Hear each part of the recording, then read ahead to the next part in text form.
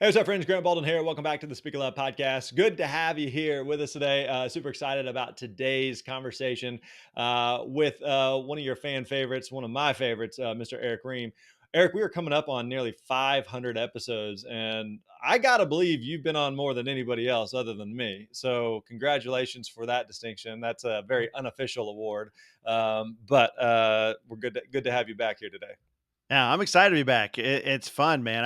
I really look forward to this, Grant. It's always a highlight for me. I love hanging out with you. And I remember the first time you invited me on, we were texting back and forth. You say, "Hey, you're crushing it. You want to come on the podcast?" I'm like, "Sure." And I went on the podcast, and my wife listened to it. She goes, "You sounded weird on that podcast. Why don't you just talk normal?" So hopefully, my wife will approve of this one. And you just met my wife for the first time, by the way, not too long ago. How'd that go? Did you enjoy that? Yes, I did have the opportunity to meet your lovely wife. We're all happy that she settled for you, and she is amazing. Definitely your better half there. Now, today we're gonna be talking about not only your speaking journey, which we've covered and touched on multiple times before, but specifically, there's one thing within the speaking world that we haven't touched a lot on the podcast, but has been a real catalyst for your growth. And we'll just kind of tease it and leave it there. But for context here, why don't we kind of set the stage of you've shared a little bit about this before, but kind of walk us through, like, at a high level, your business journey, and specifically any numbers that you're comfortable sharing, of what you were doing kind of before the Speaker Lab, and then since, and then what was like the catalyst that really started to propel things for you.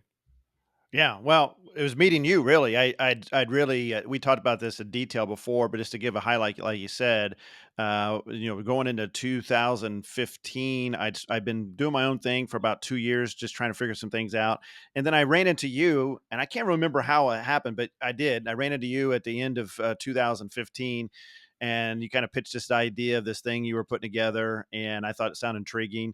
And so I went through the process, and you and I had a 15-minute phone call. That's what it was like back then. We had a 15-minute phone call, you and I. We kind of set the tone. I went through a little bit of an online course. You kind of coached me back and forth through email. And that year, Grant, when I met you, I had made $9,000 that year in my speaking business. Then I met you, jumped in the speaker lab, and that next year I made $30,000. Yeah, that was huge for me. This is on being a full time, working full time with a family of five. We're a single income family, and that extra $30,000, I was excited about that. But what was even more exciting though is then after that, the path that I went on and the growth that I experienced doing the things that you taught me and learning as I go on some other things. I went from 30 to 150,000 the next year, and the next year after that, I call it the freedom year. Grant, I made $165,000 that year, but that's when I became a full time speaker. That's when I texted you one stormy night in Nashville, Tennessee, when I was on like the 25th floor of this hotel, and I said, "Grant, I think I can go full time." And you're like, "Dude, you should have went full time like a year ago." But you gave me that confidence, and that was my freedom year, 165,000. I remember March 19th, I went on the stage after you gave me permission. By the way, it's not like you tell me what to do, but I believe in mentorship. I believe in submitting to other people that have been further along and know have wisdom. And so I submitted to your mentorship, and I wasn't going to go full time unless you gave me the blessing, and you gave me that blessing. March 19th, I went on stage as a full time speaker. It was fantastic. I never looked back. Then the pandemic year hit. I was able to scratch around $332,000 that year during the pandemic year. But then, Grant, over the next 3 years, I made $1.8 million over the next 3 years after the pandemic. Okay, 60. hang All on. right. So to All go right. from, like, again, we're having like some modest jumps here, I know we're just describing this verbally here. So track along here if you're listening, wherever you are. So going from, like, 150, 165, 332 is a big jump. But then, like, for the next 3 years, you're kind of averaging basically double, like 600, Yep. plus, give or take, per year. So again, Mhm. that's a significant jump over what it had been. And I find that for most speakers, they get to a point where they just kind of hit a ceiling. There's only so many gigs that you can do. There's only so much you can charge. Most speakers just kind of, like, they not necessarily they run out of gas, but they just kind of plateau. So what was it for you that really, well, and even like beyond just those next 3 years? I know that, like, this is growth that is continuing for you. Oh yeah. Well, check this out. So the 1.8 million I've made over the last 3 years, 60% every year the revenue's already locked in with me for going into the year because I have some existing clients that are hiring me every year. So think about that for a moment, Greg. When you go into as a speaker, you're going into the calendar year, and 60% of your revenues are already in place. You know where Mm, it's coming from. That means I got to go out and find another 40%. That gives me a lot of that's a safety net. It gives me a yeah. lot of peace, and it gives me the freedom to be creative, which is fantastic.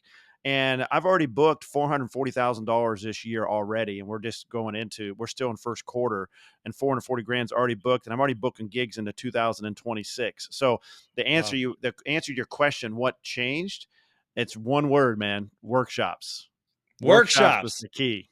That's the key, huh? Okay. All Yeah. right. So why workshops? Okay. Well, there's a couple problems that we run into as speakers. And in the beginning, you're just trying to get on stage, right? You're just trying to get on stage. You're Right. trying to land some gigs. You're trying to make some money doing it. The problem is that a lot of those gigs are just one-off gigs, right? You do the gig, you get paid, and you move on. And you got to go out and create that gig over again. The other problem is that a lot of speakers, including myself in the beginning, the revenue stream stops at the keynote, right? You go to a conference, you do a keynote, you do a breakout, you do pre-conference, whatever, and it stops at that. And every year, in the beginning, I was starting at zero. It was like resetting, and I Right. didn't want to build a business like that. And then I didn't have an intentional plan building the momentum. So the workshops solved all those problems. It allowed me to have a way that once I stepped off that keynote stage, there was a bridge to take those folks. Because if you think about when you're on stage, Grant, you will never have as many people excited about what you're talking about, intrigued by what you're talking about, than that moment you step off stage. That's the peak interest right there. And most speakers miss the opportunity to take that peak interest and turn it into more revenue opportunities. And what I began to realize is that 20 to 30% of the folks in the audience love what I had to say, but I had nothing for them afterwards. And that's when I started delving into this idea of maybe I should have something more, and maybe it should be kind of some kind of workshop. So that's what really I started to do, and it worked. That's where I hit an inflection point. Well, and maybe for context here, let's kind of set the stage of like when we talk about workshops, what exactly are we talking about? Because Mhm. there's a lot of terms that can kind of be synonymous in the speaking industry: workshops, breakouts, keynotes, seminars. Like how would you kind of distinguish workshops from any other form of speaking or presentations? Yeah.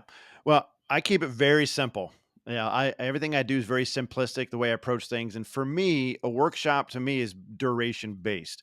So when you start to go 90 minutes or beyond, that now becomes a workshop for me and definition. Now, another way you can look at it too, it's like a deeper dive. It's a deeper dive into a topic where people want to unpack it and they want to learn more about it. And because of that, you need more time. But the reason why I use time as my definition is if you think about conferences, most of the time they have spots for you for like 45 minutes, maybe an hour, but not beyond that. 90 minutes that's a lot of time at a conference. And so that's where I started identifying, okay, these are workshops. Now, what's key about that is the expectation of what an event planner is willing to pay for. It's amazing how when you start mentioning workshops, event planners look at that differently, or decision makers, and that's a different expectation of what you can charge, which we're going to talk a bit more as we go through this interview today. And so when we talk about workshops, a lot of the events we do are typically like in a conference type of setting. So are you talking about like a workshop in a conference, or are you talking about maybe you go speak at something and someone in the audience sees you and says, "Hey, everything you just talked about, can you come help us to implement and apply that within our company or organization or association?" And it's more just kind of a standalone type of deal aside from a typical conference type setting. Yeah. I've done both, but I would say 95% of it is the latter, what you just described. It's a different setting. So what happens is at a conference, you tee up the idea, the concept, and then the folks in the audience that wants to continue the journey, you're going to give them a natural bridge or a natural on-ramp to continue the journey with you. Normally at a separate event, maybe on site with them. It could be virtual, by the way. It could be some kind of cohort. It could be on site. There's all kinds of different ways in which you can deploy the concept. But the main thing is you're going to provide a natural bridge for folks that are in the audience. They're excited about what you have to say. They want to bring it back to the organization, and you're going to give them a way to do that. Now, I have done pre-conference workshops before. There are some conferences that do pre-conference workshops, and I've done that as well. And so when we're talking about this, you're also talking about like it sounds like something different than what like a typical conference breakout session would be, where you have kind of the main keynote perhaps, but then there are, hey, here's 5 breakout sessions and everybody gets to kind of choose which one they want to go to. This is something different than that, correct? Oh yeah, because those breakout sessions, they're very limited because usually it's just high level stuff. A lot of times the breakouts are 45 minutes. They might be an hour, but not more than that. And there's not enough time to really dive deep on a concept. So I've actually done taken some of my keynote material and done those in breakouts, depending on what the constraints are and what they want me to do. But you can't go much more than that. So the breakouts are not really set up to do deep dives like that. Gotcha. All right. So you've kind of touched on this, but maybe kind of summarize here, like why workshops? Like, why are workshops something that speakers should be considering? Yeah. Well, if you think about what a lot of times the speaker journey is, you get some of that initial success, and that's a beautiful thing, man. I mean, I remember Grant when I got my first $1,000 check. You remember that when you got Yeah. your Oh, yeah. first? I mean, man, it was like I was at the top of the world. I mean, I might as well have been a millionaire. I get paid $1,000 to get up and speak. That is fantastic, but that doesn't pay the bills ultimately. That's not a long-term plan.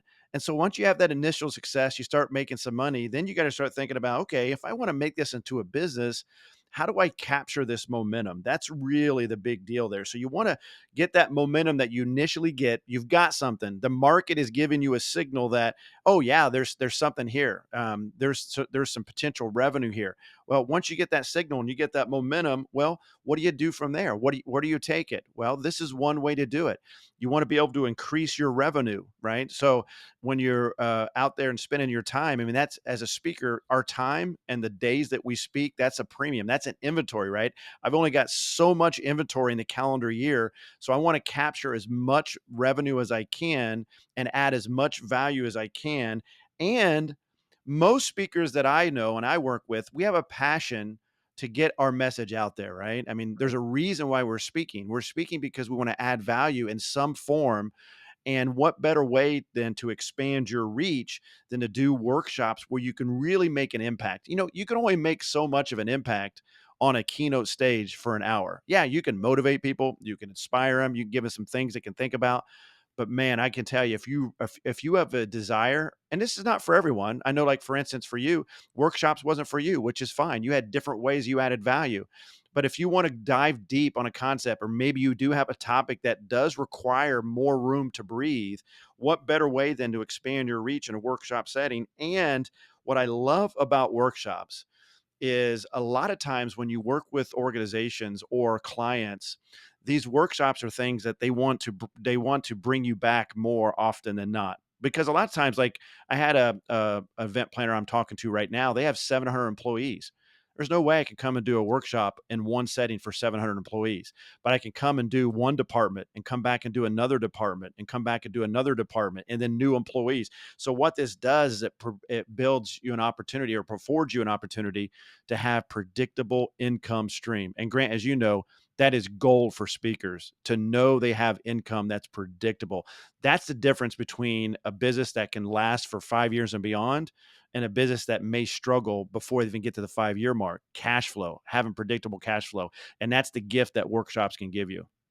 Yeah, one of the downsides of if you're just purely a keynote speaker is oftentimes, even if you come in and you do a great job, most conferences, events will be like, "Hey, that was awesome.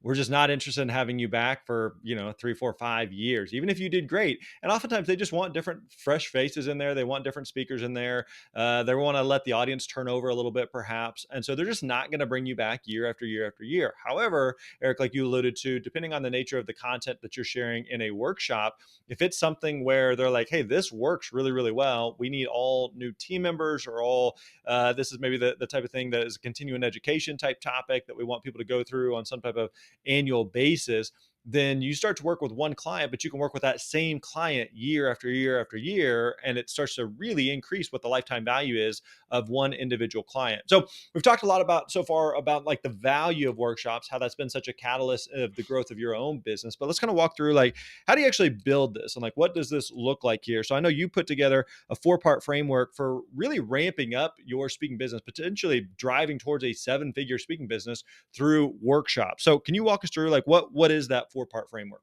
Yeah, yeah, this is awesome. Get ready, Grant. Get ready to get excited and get fired up because this is really cool.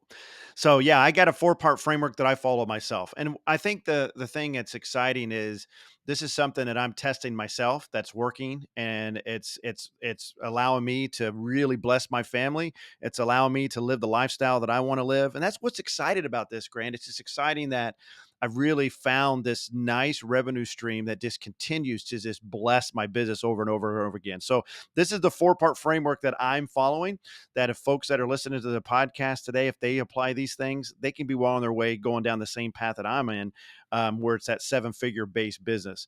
And so, number one, the first thing that I started to do is I wanted to develop and market a solid keynote talk.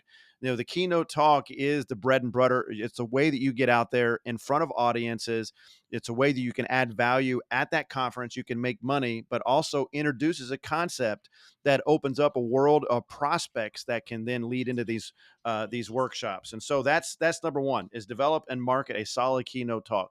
Then number two is, what do you do with the folks that are in the audience that says, "Man, I really like that Grant Baldwin guy." Not only is he a good looking dude, but he's actually bringing value too. And I want to link on that. I want to get more information.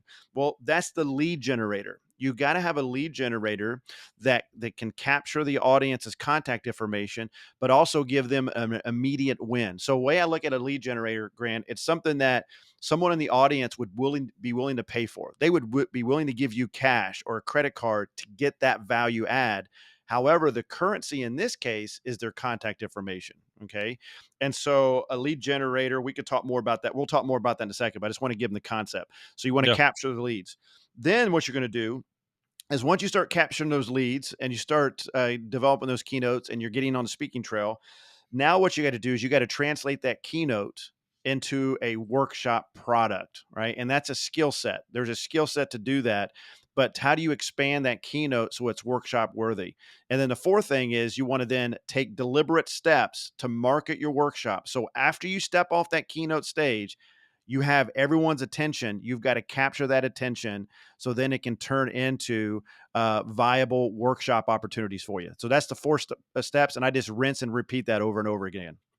All right. So again, you kind of gave us the high level there. Let's dig into each one a little bit closer here. So let's start with that first one there. Develop and market a solid keynote talk. Again, this is a core thing that we teach and talk about within the Speaker Lab. But anything you want to kind of elaborate on there of what this looks like, or anything that specifically you do? Yeah, this is what the speaker lab, this is our bread and butter right here. This first part. And the first thing is just, we call it your expert positioning statement. So just embrace that. What audience do you serve? What problem do you solve? And what's your solution to that problem? And what's your transformation?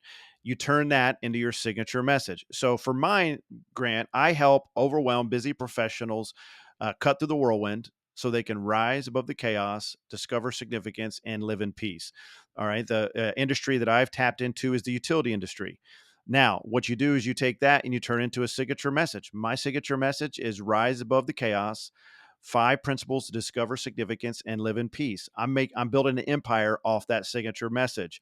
Now, here's the thing I recommend, and I do myself. You want to take that signature message and you want to identify 3 keynotes, separate keynotes that you could speak on that leads into the exact same message. So, for example, my signature message is Rise Above Chaos, Discover Significance. I have the keynote, which is the title itself, Rise Above Chaos, Discover Significance. That's one keynote. The other keynote I have is called The World Belongs to the Encourager. That's actually principle number 3 of the Rise Above Chaos system, but it's a standalone keynote that fires people up, it motivates them, but it leads into the signature message.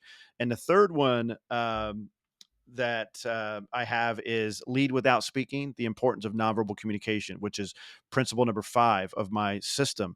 All 3 of those lead into the signature message. But the reason why that's important is because it allows me the opportunity, if one event planner is not too interested in the encouraging thing, but they're really interested in communication, they're still going to hire me, right? I'm still going to get on their stage. I've got options for them. So it's not, I'm not just a one trick pony, if that makes sense. The other thing I would say is each one of your keynotes, you need to have 3 versions of them: 30 minutes, 45 minutes, and 60 minutes. Most keynotes I do are 60 minutes, but every now and then I'll get a request to do one for 30 minutes. In fact, I got one coming up in April that's only 30 minutes. So you got to have the ability to have that flexibility. And then craft an abstract for each keynote, meaning that it's a one page that explains your keynote. So when an event planner says, I like it, can you send me some information? You send that to the abstract, you send that abstract to them, and allows you to test the market. So that's step one. That's developing your keynote and developing your signature message. And some people may be listening and saying like, "Okay, cool, I've got some of those pieces in place." Some people may be like, "Holy crap, that just feels like a lot of stuff." And so wherever you're at in the process, you got to kind of apply and adapt this to yourself. And also keep in mind, like Eric's been at this for several years, and I think I'd also point out that the process of developing this, getting clear on what that signature message is, what the keynotes are around that, or presentations would be around that, is a very iterative process. It's a very experimental process, and like you kind of touched on there, you're testing things, you're trying things. I think this will work. I'm making an educated guess, and then I'm adjusting and pivoting accordingly. And so, kind of over time, you start to figure out like, okay, this is what works, this is what lands. But that's not like an overnight process of I just woke up and scribbled some thoughts down and it all just worked out like that. So, if you're hearing all this and you're feeling overwhelmed, don't be overwhelmed. Like, really kind of push out the timeline on this and give yourself kind of a long term perspective on this. So again, first one there is develop and market a solid keynote talk. Second one there is developing a lead generator to support that keynote and capture leads. This is something where a lot of speakers start to kind of drop the ball because we Hmm. just think, again, I'm the one trick pony. I go in, I do my dog and pony show, and then I leave. So what talk a little bit more about why a lead generator is so important, and then also how to develop this, what that could look like. Yeah, and then also going back to the keynotes too, Grant, you can crush it with one keynote in the beginning and Right. just get that down. And then if you add a second one, that's fine too, and then eventually add a third one. So yeah, I definitely want to second that you don't have to have 3 keynotes at the beginning. You want to build up to that. So a lead generator. So like I mentioned earlier, this is something of value that supports your keynote. By the way you want to look at your keynotes and these lead gens is if someone is in the audience, Grant, and they're listening to your talk, and if all they did was listen to that talk and they get that lead gen, that's of tremendous value right there. Okay. So don't make it like, oh, well, this lead gen and this keynote is great, but in order to get the full value, you got to hire me for your workshop too. That you won't last long if you do that. So your keynote and the lead gen needs to be a standalone thing that adds tremendous value. But for those that want to continue, then they can. But the lead gen is that opening on ramp to your workshops. Okay, so you're going to capture folks' contact information for that value add. Then you're going to deliver the value add, right? And then when you deliver it and you get the contact information, you're going to load those contact. Like, let's say you're one of the folks in the audience, and you say you get the value add, and I get your information, Grant Baldwin, in your email. Then that's going to be loaded into my customer relationship management tool. All right. And then I will be able to follow up with you appropriately to see if you're interested to have a conversation about how we can work together in a workshop environment. Now, let's dig a little bit deeper in what a lead gen is. Here's some examples of lead generators. It could be an ebook. Now, an ebook, Grant, my very first ebook was How's Your Vibe? 10 body language mistakes to avoid. Don't you want to know that? Don't you want to know the 10 body language mistakes to avoid? It sounds So, amazing, yeah. riveting. Yeah. So I actually did that ebook. I wrote that on a plane, on a 3-hour plane ride to Florida, and I did it on PowerPoint. That was it. And I turned it into a PDF. That was the ebook. It was just 10 things not to do. It literally took me 3 hours to do it. You could have a little mini online course you could create. You could just do a follow up video series. You could just record a couple videos, Loom videos of value adds and your expertise that people could get access to. Maybe you are a published author and maybe some articles in your industry that people might be interested in, and you give them access to some of these articles you've been published in. Some folks, they do consultation, and they'll do free consultation, like a 15 or 20-minute consultation based on their expertise. Or the one I have that's my big one is an assessment. Everybody likes to take an assessment. So I have an assessment. It's 25 questions. They get a score. It tells them where they are on their significance journey. It sends them an ebook that helps them unpack that journey. It's a totally beautiful value add that people love, but I get their contact information as a result of it. So that's the lead gen part. So let's go back for a second here on the lead gen. Is you mentioned like just capturing the contact information. Like, what does that look like? Any tools that Mhm. you'd recommend? Things that I'm Yeah. sure you've tried a variety of different things. There's a variety of different tools out there. What have you found that works? If I'm standing on stage, there's hundreds or thousands or dozens of people in the audience. I would like to, as quickly and efficiently as possible, collect their information without it being a distraction. What have you found that works? Well, now it's QR codes. Everything's QR code driven. I used to have a text service that I use, and that's Okay. kind of become more obsolete. But now QR codes, and I have a person on my team that does that a lot for me. But when the QR codes are linked to a landing page, and then when they do the QR code, it's basically thanks for your interest in our value add here, or whatever we call it, and we just need your name and your email, and we'll send it to you. And then what happens is when they log that in, then it automatically delivers it to them, and it takes their contact information. It's linked to my CRM. We're getting in the weeds a little bit here, but it takes that contact information, it loads them into my CRM, and there's a tag assigned to it. So CRMs are really powerful when you can add tags to it. So, like for instance, if you use my nonverbal communication lead gen, you get tagged nonverbal. If you use my assessment lead gen, you get tagged assessment. And then if I want to follow up with you and I want to send an email out just to the folks that are interested in my assessment, then it'll automatically send it out just to the folks that went through that lead gen and not to the nonverbal folks. So it really allows me to be targeted in my follow ups. Does that make sense? Yep. Yep, absolutely. And so the goal here with the lead gen is these may be workshop prospects in terms of Mhm. like people who may be hiring you. Is that the goal? Yeah, yeah, and it comes in many different forms. It could be as something as simple as you just love my stuff, and I follow up with you, and you'll say, Eric, man, I think your stuff was great. I turned your information over to my HR director and told him at our next employee day we should bring you in.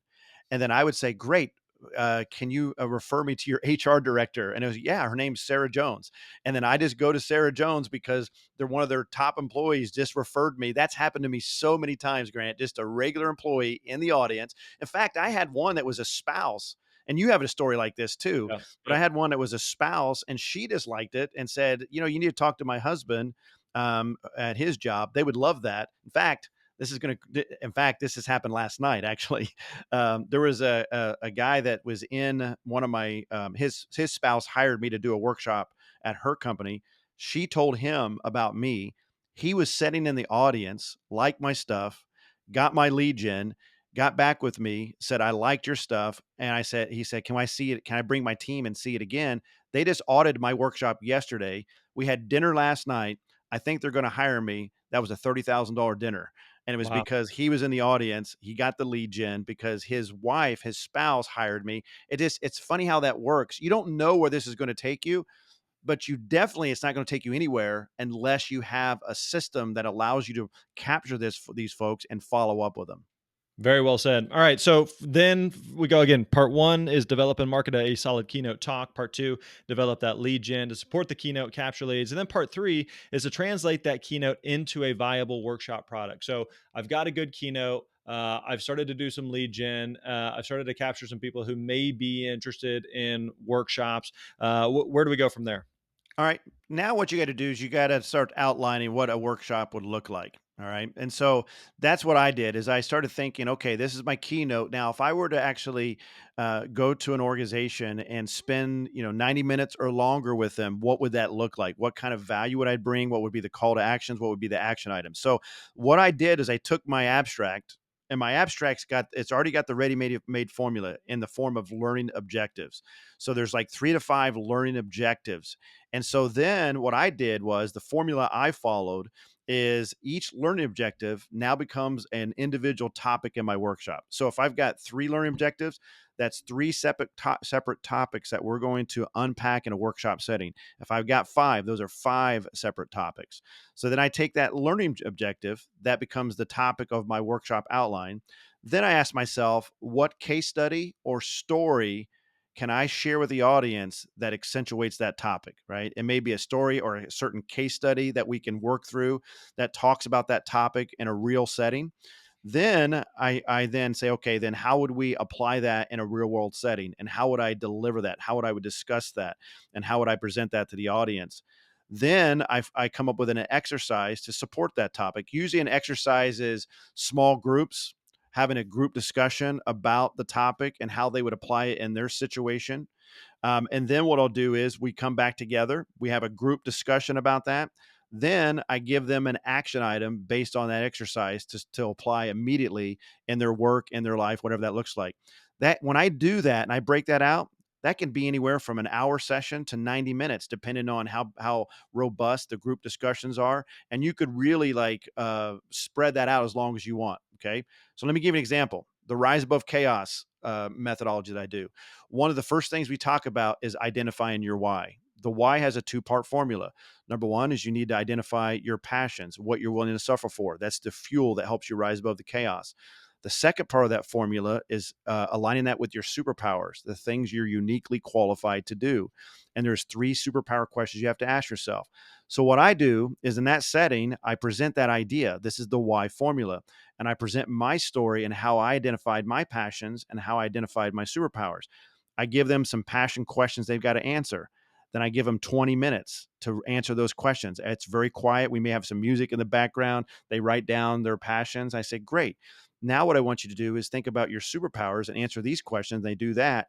Now, if you align these two things together, what is that saying to you? What are you getting from that? And what we do is we have small group discussions and they talk about that amongst themselves. Then we bring them back and we discuss it as a group. That in itself takes about 2 hours to do, Grant, just that one topic. So that's how I do it. It sounds good in my head. Maybe it doesn't translate well. How's that land with you?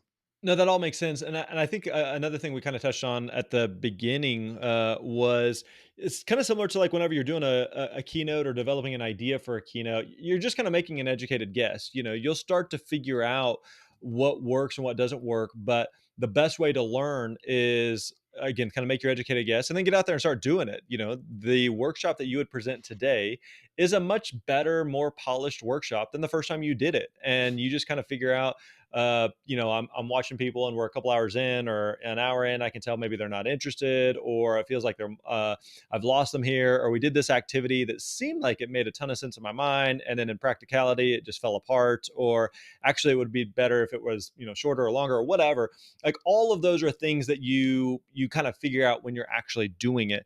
Now, one thing I'd also be curious is, do you provide any type of like workbook or like written materials, anything for people to doodle on, scribble on, take notes, anything like that? Yeah, I think a workbook is huge for a couple reasons. Something magical happens when you write stuff down, when you get stuff out of your head, and it unlocks something in your subconscious mind that allows you kind of work through things. The other thing too is it's a nice way for have a centrally located item for people to write down everything, and it makes it easier for them to have a nice experience in the workshop.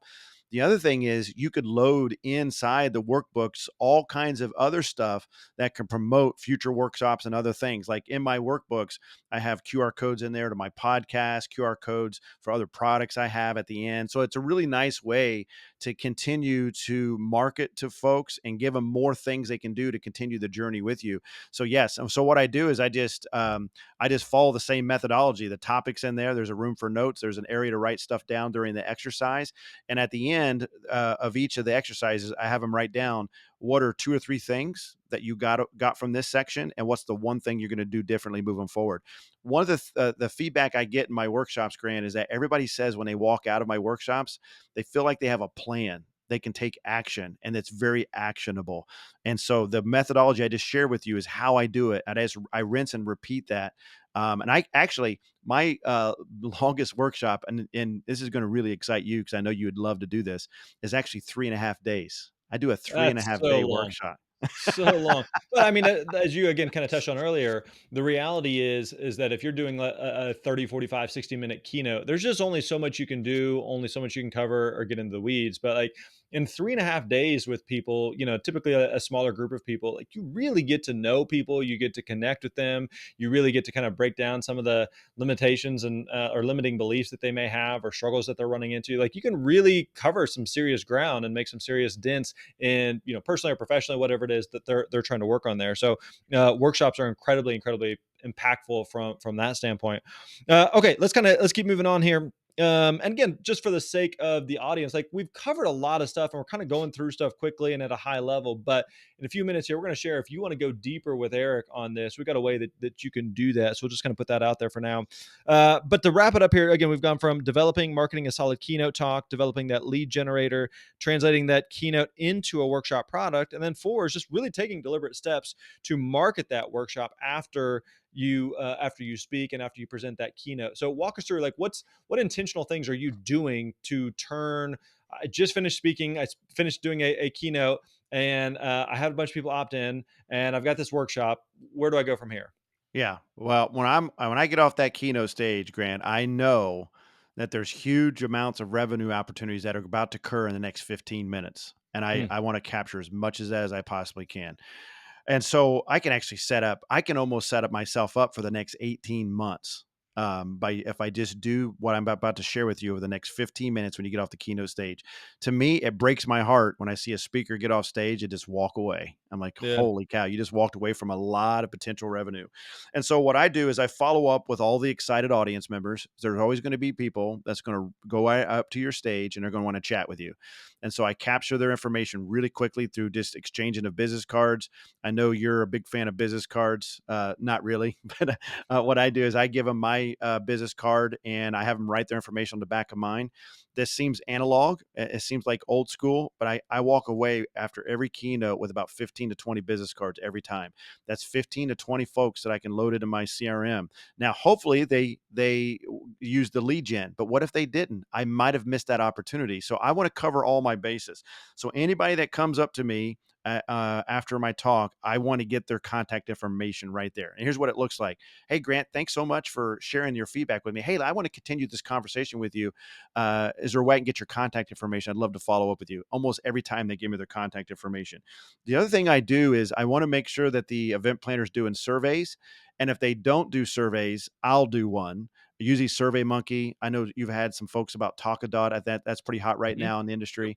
But the main thing is when you do a survey like that, there's a question you can ask them. Do you want to work with Eric? And if they answer yes, you want to follow up with those folks and their contact information is going to be in there. So those two things I do. And then all the folks that use my lead gen, then I want to follow up with them through my CRM through an email campaign. Now, don't overthink an email campaign. More than one email is now that's the definition of a campaign. Okay. So if I just send out a quick email and say, hey, I appreciate you being at the conference. I really enjoyed my experience with you. Hey, I would love to have a conversation with you about how we can continue this and bring it to your organization. This is what that would look like. Hey, if you're interested, here's a link to set up a phone call with me. I'd love to have a quick conversation with you. Right. And then see who responds. Inevitably, some people are going to respond. They're going to go ahead and set up a call. Then I'll follow up with a couple more emails to make sure that there's anybody that's interested. They'll set up a phone call with me so we can have that discussion. And then finally, what I do is I make sure that I have an exit interview with the event planner, the person that hired me, to discuss how can I work with them again in the future because I want to continue this momentum, and I even talk to them about how we can do a workshop for their very members. So there's been times, Grant, where the event planner is like, Eric, I really liked your stuff. We'd be willing to host a workshop. And so they host a workshop sometimes for their own staff or sometimes at a separate event where they're going to invite all their members. So when I do those three things, then inevitably I'm going to book some workshops out of that. But it sounds like one of the most important things is to ultimately strike while the iron's hot. Like you just got off Mhm. stage, people are the most excited about your presentation versus, following up or not having conversations there, but then just kind of like reaching out to people days or weeks later, and they're like, "Wait a second, who's this guy again? And what did he talk about? Oh yeah, I do remember liking him." But again, just some of the excitement and some of the shine has faded off there. So it's important to really start those conversations to prime the pump while you're there. I want to shift gears for a second. You talked about at the beginning about how much workshops has really impacted the business financially and just from a revenue standpoint, that you've seen significant growth from that. But we didn't really talk about necessarily like fees. Like, how do you think about pricing workshops, and how does that kind of fit in, and maybe even compare with your keynotes? Yeah. Well, I look at it as number one, there's an expectation. I think inevitably people that are decision makers, they expect to pay more for a workshop than they do a keynote for the average person.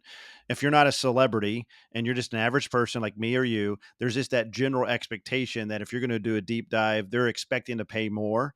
I usually price it by the day. So I would say most of my workshops, probably 80% of them are half day workshops. Sometimes they're full day workshops, and I got that multi-day workshops, but most of them are half day, maybe 3.5, 4 hours. And I usually charge the same amount that if it's a half day or a full day. And most event planners are okay with that. Now, here's the exciting part. You ready for this, Grant? I'm You can buckled, babe. charge you could charge up to 10x of what you would charge at a keynote. And I have actually have data on that. And the other thing, what's nice about that is you can also work with that same client annually, year over year. Now, here's what's cool about it. Remember, I told you I have a 3.5 day workshop? Well, a lot of times event planners might not be able to have me come in for 3.5 days, but they can have me come in for one day over the next 3 years. Mm. And so I know now for the next 3 years, I've got one client that before the year even starts, I know they're going to hire me for phase two. I talk my workshops like phase one, phase two, phase three. So they have me come in and do the first phase and say, we want you to come back next year to do the second phase. And want you to come back next year and do the third phase. And I start stacking these clients on. That's where that 60% of that revenue comes from. It's a beautiful thing. Now, let me give you an example. You want to hear an example of one? Yeah, yeah. Make this concrete for us. Yeah, all right. So I actually did this, and actually I went back and looked at the numbers. My keynote was lower than I thought. I thought I did a $5,000 keynote, but actually a few years ago there was a not-for-profit organization. All they could pay me was $2,500. So I did a $2,500 keynote. It was a closing keynote. In that, the in the room was a person in the room that was really excited about my talk. Now, going back to what I told you, I want to strike when the iron's hot. So she was able to, I was able to get her contact information, and follow up her with the expectation that I could take what she was excited about on the keynote stage and I can bring it in as a workshop for her company. Year one, so $2,500 was the keynote. Year one, that workshop I did for her was $20,000. Okay, Wow. that's what they paid me. They liked it so much, they wanted me to come back year two. I came back year two, they paid me $25,000. They liked it so much, they asked me to come back for year three. I came back year three, they paid me 27,000. This is one client. All right. I got multiple clients like this. This year, I'm going out there in April. They're going to pay me $32,000. But it started with what we've been going through this whole journey with me having a signature message, a keynote, delivering that message, adding tremendous value, and having a mechanism for someone like her that was wanting to continue the conversation and continue the journey and having a way to do that. Now, think about that and multiply that by 20 clients, 30 clients, and you can see where this goes. It's phenomenal. And there's really no ceiling other than your time, and just having the time to do it. That's your biggest ceiling. Yeah, one of the things that is really compelling about this is, when you start to get into the 25, 30, 35, $40,000 range, like you're starting to kind of teeter in like some pseudo celebrity status for keynote fees. Mhm. But you don't have to be some big name or be some type of celebrity or pseudo celebrity in order to charge those kind of fees to do workshops. And so, Mhm. as you kind of alluded to there, one $2,500 keynote over the next couple of years turns into literally over six figures. I mean, over $100,000 in revenue from this other stream there. So again, this can be incredibly a great way to build your business, to work with fewer clients, but to go deeper with the audiences and the clients that you work with, to really drive and impact the revenue and the top line and the bottom line for you. So workshops can be really impactful in a lot of different ways here. So to again kind of put a bow on this is again that four-part framework for that seven figure speaking business is one, develop, market a solid keynote talk. Number two, develop that lead generator to support the keynote and to capture those leads. Number three, to translate that keynote into a viable workshop product. And then finally, number four is to take the deliberate steps to market your workshop after stepping off the keynote stage. Now, again, like we touched on, Eric, like we've covered a lot of ground here, and we've gone through this relatively quickly, but at the same time, there's a lot we just didn't cover. There's a lot of in the weeds stuff that people are like, okay, I get this, and this, but I'm trying to think through this other part and how that would apply to me, or what this would look like, or I have this keynote message, how would that translate into a workshop, and just trying to think through this. And so, Eric, you've worked with a lot of our students in the past, and gone in the weeds with them to help them kind of navigate and build the business. You have been a phenomenal example and resource to students to say, hey, I've done this before. I'm doing this currently. Let me just show you exactly what I'm doing. Let me kind of pull back the curtain and show you exactly what's working in my business. You've done that a lot, and as it relates to your keynote business, but now you're doing that as relates to the workshop side of your business, which is, as you've talked about today, has been one of the more, if not the most lucrative part of your business. So talk us through what this new program, this new initiative that we're working on together. What will this look like? And if students want to go deeper, or listeners want to go deeper with you on this workshop topic, what would this look like? Yeah, well, I'm so excited. I love partnering with you, Grant. It's always an honor when you allow me to partner with you, and I do it for a few reasons. One, I just love this. I love being a speaker. I love talking shop. It inspires me to hang out with other speakers. In fact, one of my former students, he flew in from Chicago yesterday, and he sat in my workshop yesterday that I did.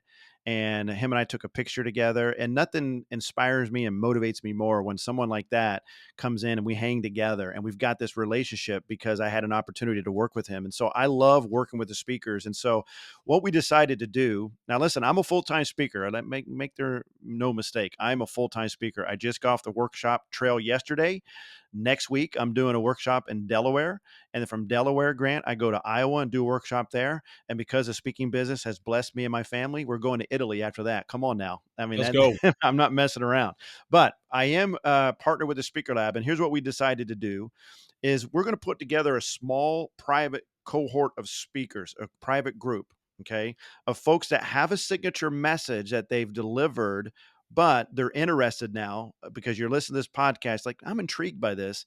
You're interested to take that signature message and you want to 3x it up to 10x. Okay. So if you're interested and you want to dive into this workshop world and dip your toe into it and lean into it, this is something you've been wanting to do. We've got something for you that we're testing out. It's called Workshop Mastery, where you can 3x and 10x your fees. So what would that look like? Well, first of all, it's going to be a small group. Second of all, you're going to be working exclusively with me. All right. And we're going to unpack what we just talked about in this podcast, but we're going to dive deep into it. We're going to paint by the numbers. I'm going to show you exactly what I'm doing. Again, this isn't theory. This is stuff I'm doing right now. We're going to have 4 sessions. We're going to start with, we're going to get our lead gen created. We're going to get yours created. We're going to work together on that. Then we're going to work through translating your keynote into a high ticket workshop. Then we're going to create the abstract on these workshops so you can test it in the market. And we're going to dive deeper into exactly the same system and strategy that I use when I step off that keynote stage and how I book those gigs and how I can get them booked. Now, here's what's cool about it is we're going to have some live touch points where we're going to have those live sessions. Then we're calling them workshop pods, Grant. We're going to get in smaller groups and I'm going to work with you on the concept. So like on the lead gen, you're going to actually go out and you're going to create it, but we're going to get back together and we're going to roll up our sleeves and make sure that your lead gen's polished and ready to go, just like the ones I use. Okay, we're going to do that after each session. Also, we do monthly jam sessions. I love these monthly jam sessions because we're going to get together, we roll up our sleeves, and we just talk shop. There's so much gold when you spend an hour with other people that are in the trenches and say, hey, what's working for you? What tech's working for you? We exchange ideas. It's really awesome. And the momentum and the inspiration from that gives you that inspiration to move forward and continue grinding out in your workshops. Now, Hmm. here's what's fun about this. This is what I'm really excited about. Once you land a gig, all right, Then we're going to do some one-on-one sessions with you to help you get ready to actually go out and do the workshop. We've got one person on our staff. She's really good at workshops, and that's going to unlock that. So once you get the gig land and an event planner says, "Yep, Grant, I want to hire you," and in 90 days or whatever, then we're gonna do some one-on-one work with you to make sure that you're prepared to actually deliver a fantastic workshops. Okay, Mm. so it's gonna be awesome. Yeah, it's gonna be really cool. So again, kind of restate like who is this for? And like if I'm listening, like okay, I'm intrigued, but people are at all different kind of stages of their speaking journey. Like who would this be a good fit for? Yeah. So these are for folks that have developed or working on their signature message. So they've got a pretty good idea of their audience. They've already delivered some talks. Now it doesn't matter if you've delivered two signature messages, two keynotes, or 500. But as long as you have some momentum, right, and you've got an idea what your signature message is, and you've tested the market and you've actually spoken a few times, you've got something there. The market's telling you got something there, but now you want to continue and capture that momentum. What you don't want to do, Grant, is you don't want to wait till it's too late and miss all these opportunities because you're leaving opportunity on the table. Let's capture that. So if you're already out there and you're delivering messages at conferences, at associations, now let's go to the next step and let's expand your reach to this workshop idea. And so the next step here is if you're listening and like, hey, I am super intrigued by this. This is the lights on my dashboard are lit up right now. Then you definitely want to go to thespeakerlab.com/workshop. Again, that is thespeakerlab.com/workshop. There you can schedule a call with our team. It's a one-on-one call. There we'll just chat with you, learn a little bit more about your business, what your goals are, how workshops might fit into that, and figure out if you might be a good fit for this cohort that Erick's talking about within Workshop Mastery. Again, that link is thespeakerlab.com/workshop, thespeakerlab.com/workshop. Erick, we have covered a lot of ground. Any final words here before we wrap up? Yeah. I just want everyone that's listening to this, even if you just start to take what we talked about in this podcast and you want to test it out yourself, just think about this. This is what workshops can do for you. I want you to imagine this. Think about what you made last year and imagine what it would be like to triple that top line revenue this year. If that excites you, what are you waiting for? Let's jump into it together. Yeah, this could be really, really significant for a handful of select speakers. So again, go to thespeakerlab.com/workshop, thespeakerlab.com/workshop. Schedule that call with our team. We look forward to chatting with you. Erick, thanks for the time, man. And we look forward to helping people build and grow their workshop part of their business.